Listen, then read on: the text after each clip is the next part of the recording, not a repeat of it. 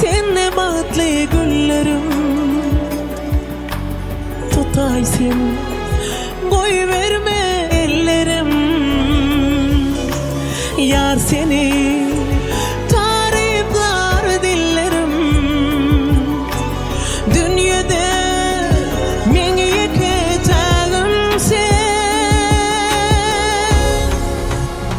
sensin göbün hoşum, sensiz gamly başım.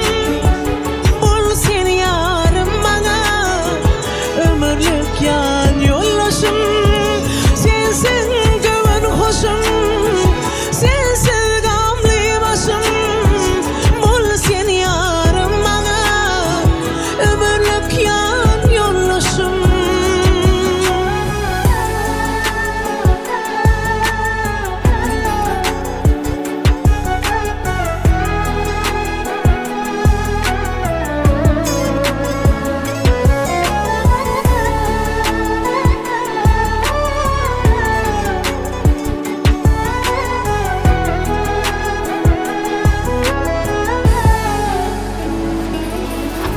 Nguwan yan, sana yarım nguwan yan.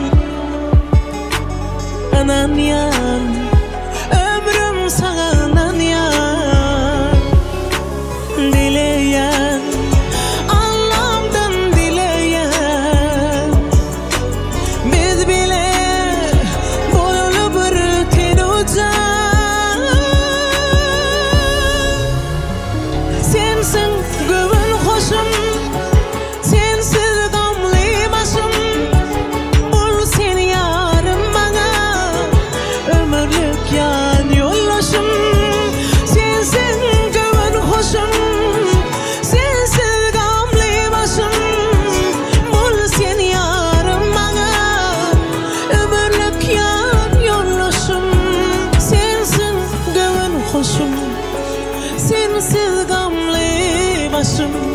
Bul sen yarım bana, ömürlük yan yollaşım.